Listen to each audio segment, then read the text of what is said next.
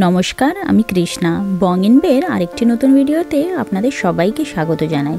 আশা করি আপনারা সবাই খুব ভালো আছেন। আজকে সকাল সকাল চলে এসেছি ইন্ডিয়ান মার্কেটে বাজার করতে। এখন শীতকালে 5টা বাজতে না বাজতেই অন্ধকার হয়ে যায়, আর ঠান্ডা তো আছেই। তাই আজকে বাজার করতে সকালেই চলে এসেছি। আজকে দোকানে সবজিগুলো বেশ ফ্রেশ লাগছে। অনেকদিনই লম্বা বেগুনগুলো নেওয়া হয়নি, বেশিরভাগ সময়ই গোল ভর্তার বেগুনই নেওয়া হয়। ঝোলে দিলে গোল বেগুনগুলো একদম ভেঙে ঘ্যাঁট হয়ে যায়, তাই আজকে কটা এই বেগুনই নিয়ে যাই। আমাদের দুজনেরই শপিং করতে বেশ ভালো লাগে, সেটা গ্রসারি শপিংই হোক বা জামা কাপড়ের শপিং বা উইন্ডো শপিং। একটু বাইরে বেরিয়ে ঘুরে আসলেই মনে হয় মাইন্ড ফ্রেশ হয়ে গেছে। নর্মালি আমি ইন্ডিয়ান মার্কেট থেকে ফল নিই না, কিন্তু আজকে দেখছি বেশ ভালো কমলা লেবু এসেছে, তাই কটা লেবুও নিয়ে নিলাম। বাড়িতে কিছু মশলাপাতি আর সসও শেষ হয়ে গেছে, তাই এখান থেকে সেগুলো তুলে নিচ্ছি। আজকে কটা ফুলকপিও নিলাম। এই শীতকালে ফুলকপি আলু দিয়ে মাছের ঝোল দারুণ লাগে। এই দস্যুটাকে দেখুন এখানে কি করছে। দুটো গদা পেয়েছে, সেগুলোকে নিয়ে যুদ্ধ করে যাচ্ছে। পই পই করে বলছি রেখে দিতে, ও বলছে ও নাকি হনুমান, সব রাক্ষসদের শেষ করে দেবে। দেখুন এখানে কি সুন্দর সুন্দর ঠাকুরের মূর্তি পাওয়া যাচ্ছে। আজকাল এখানে সবকিছুই ভালো পাওয়া যায়। দেখুন এখানে পাওয়া যাচ্ছে ঘন্টা, প্রদীপ, ধূপদানি, ঠাকুরের ঘট, সুন্দর সুন্দর ঠাকুরের ছবি। কি নেই? অবশ্যই ইন্ডিয়া থেকে অনেকটাই দাম বেশি, কিন্তু পাওয়া তো যাচ্ছে, সেটাই বলুন কম কি। দেখুন এই ফাইবার গ্লাসের মূর্তিগুলো কি অপূর্ব।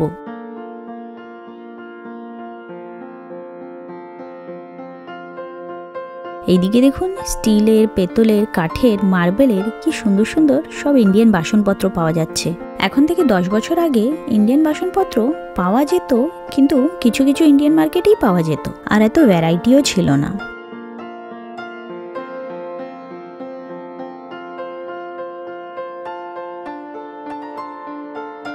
এই দিকটাতে দেখুন দারুণ কড়াই পাওয়া যাচ্ছে। স্টিল, অ্যালুমিনিয়াম আর লোহার কড়াইও রেখেছে। আগে ব্র্যান্ডেড বাসনপত্র যেমন হকিংস, প্রেস্টিজ দোকানে তেমন দেখতাম না, অনলাইনেই পাওয়া যেত। এখন দোকানেও রাখতে শুরু করেছে। এখানে দেখুন কি দেখলাম, হিমালয়ার বেলের ট্যাবলেটও পাওয়া যাচ্ছে। আর কিছুদিন বাদে দেখব এখানকার দোকানে পাকা বেলও পাওয়া যাচ্ছে। বিল করা হয়ে গেছে, এবার এখান থেকে আমরা চলে যাচ্ছি হোম ডিপো। আজকে স্যাটারডে, হোম ডিপোর কিডস প্রজেক্টের ডে। ইভু আর মিষ্টুর জন্য আমি অলরেডি রেজিস্ট্রেশন করে রেখেছি। এখন জাস্ট দোকানে গিয়ে প্রজেক্টগুলো কালেক্ট করে নেব। এখন আমরা হোম ডিপো পৌঁছে গেছি। দেখুন বাচ্চাদের আর মা বাবাদের প্রচুর ভিড়। আগে মিষ্টু আর ইভু অন্যান্য বাচ্চাদের মতন এখানে বসেই প্রজেক্টগুলো বানিয়ে নিত। আজকে আর এত ভিড়ের মধ্যে বানাবো না, বাড়িতে হ্যামার স্ক্রুড্রাইভার তো আছেই। এখন এখান থেকে শুধু প্রজেক্টগুলো কালেক্ট করে নেব, বাড়িতে গিয়ে বাচ্চারা বানিয়ে নেবে। আপনারা অনেকেই হয়তো ভাবছেন যে হোম ডিপো প্রজেক্টগুলো কি। আমার চ্যানেলে হোম ডিপো প্রজেক্টস ব্যাপারে একটা পুরো ভিডিওই আছে, আপনারা চাইলে ওটা গিয়ে দেখতে পারেন। সারা সপ্তাহ বাজার হাট করে আমরা বাড়িতে এসে গেছি। আজকে আমি বানাচ্ছি মূলো গাজরের ইনস্ট্যান্ট আচার। এটা বানানো তো খুব সহজ আর খেতে খুব সুস্বাদু। আগে আমি শুকনো তাওয়াতে মরি, জিরা, সাদা সর্ষে, কালো সর্ষে আর মেথি একটু ড্রাই রোস্ট করে নিচ্ছি। এখানে আমি গ্যাসের আঁচটা লো টু মিডিয়াম রেখেছি। ভালো করে রোস্ট হয়ে যাওয়ার পরে কি সুন্দর মিষ্টি গন্ধ বেরোচ্ছে। মিক্সারটাকে ভালোভাবে গ্রাইন্ড করে নিলাম। এখানে আমি নিয়ে নিয়েছি মূলো, গাজর, লঙ্কা আর আদা। এগুলোকে লম্বা লম্বা করে কেটে নিয়েছি। এবারে এই সবজিগুলোর মধ্যে ঢেলে দিচ্ছি সেই ভাজা মশলাটা। এবারে এটাতে যাচ্ছে হিং, জিরে গুঁড়ো, ধনে গুঁড়ো, হলুদ, লঙ্কা গুঁড়ো, সামান্য চিনি আর কালো জিরে।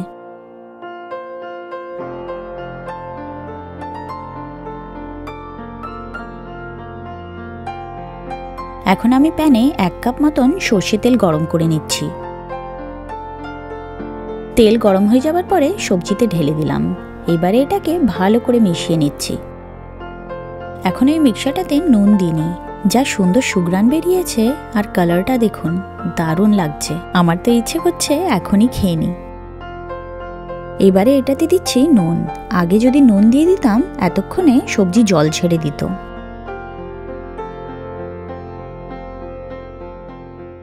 নুন দেওয়ার পর এটাকে ভালো করে মিক্স করে জারে ভরে নিচ্ছি। এয়ারটাইট কন্টেনারে ভরে ফ্রিজে রাখলে এটা ইজিলি 2 থেকে 2.5 সপ্তাহ ভালো থাকে। এই শীতকালে রুটি পরোটা গরম ভাত দিয়ে খেতেও বেশ ভালো লাগে। দেখুন আজকে বাইরে কি কুয়াশা পড়ছে, চারিদিকটা একেবারে কুয়াশায় ঢাকা। এই বছর শীতটাও খুব পড়ছে। চলুন এবার ডিনারের প্রিপারেশনটা করে নিই। আজকে আমি বানাবো পালক পনির। পালক পনিরটা আমার ইভুর কিন্তু খুব ফেভারিট। এখানে আমি একটা প্যানে সর্ষের তেল নিয়ে নিয়েছি, সেটাতে দিয়ে দিলাম মৌরি, এখন দিচ্ছি তেজপাতা। এবারে এটাতে যাচ্ছে এলাচ। মৌরি, তেজপাতা, এলাচের গন্ধ পালক পনিরে বেশ ভালো লাগে। ফোড়ন ভাজা হয়ে যাওয়ার পর এটাতে চলে যাচ্ছে কুচি করে কাটা পেঁয়াজ। পেঁয়াজ সামান্য ভাজা হয়ে যাওয়ার পরে এটাতে দিয়ে দিচ্ছি টমেটো। এবারে এটাতে চলে যাচ্ছে আদা বাটা। আদা বাটা দিয়ে ভালো করে মিশিয়ে নিচ্ছি। এবারে একে একে এটাতে দিয়ে দিচ্ছি হলুদ গুঁড়ো, লঙ্কা গুঁড়ো, ধনে, জিরে গুঁড়ো, সব গুঁড়ো মশলা দিয়ে এটাকে ভালো করে ভেজে নিচ্ছি। এবারে এটাতে যাচ্ছে রসুন বাটা। রসুনকে আমি পুরো পেস্ট করে বাটিনি, একটু গোটা গোটা আছে। এখন দিয়ে দিচ্ছি স্বাদ মতন নুন। এখন এখানে মশলাটা আমার খুব সুন্দরভাবে ভাজা হয়ে গেছে। আমি আগে থেকে পালং শাক ভালো করে ধুয়ে সেদ্ধ করে ব্লেন্ড করে নিয়েছি। এবারে মশলাতে ঢেলে দিচ্ছি ব্লেন্ড করে রাখা পালং শাক। পালক পনিরে টমেটো না দিলেও চলে, পালং শাকে তো আয়রন থাকে আর টমেটোতে ভিটামিন সি। সামান্য টমেটো দিলে এটা আয়রন অ্যাবজর্পশনে হেল্প করে। পালং শাকটা মশলাতে ভালো করে মিক্স করে নেওয়ার পর কিউব করে কাটা পনিরগুলো দিয়ে দিচ্ছি। আমি পনির এমনিই দিয়ে দিচ্ছি, আপনারা চাইলে ভাজা করেও দিতে পারেন।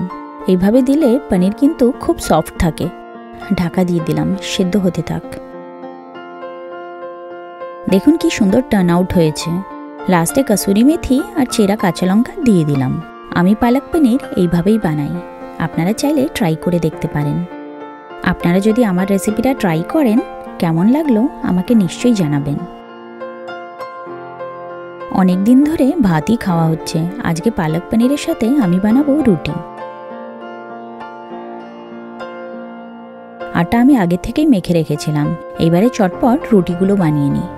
যে দিনগুলোতে অফিস থাকে সেদিন মোস্টলি ভাত বা ফ্রোজেন রুটি খাওয়া হয়। তাই যেদিন বাড়িতে থাকি তখন তো একটু হাতে সময় থাকে, তখনই রুটি বা পরোটা বানাই।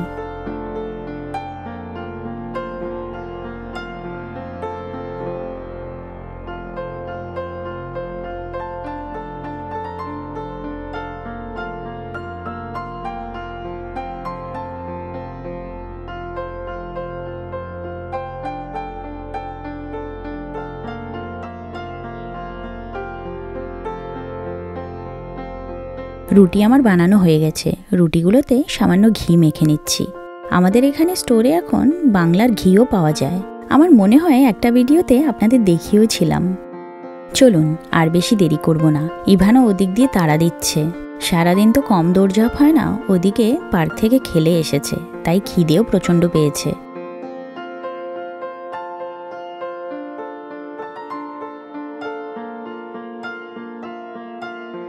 সবাইকে ডিনার সার্ভ করে দিলাম।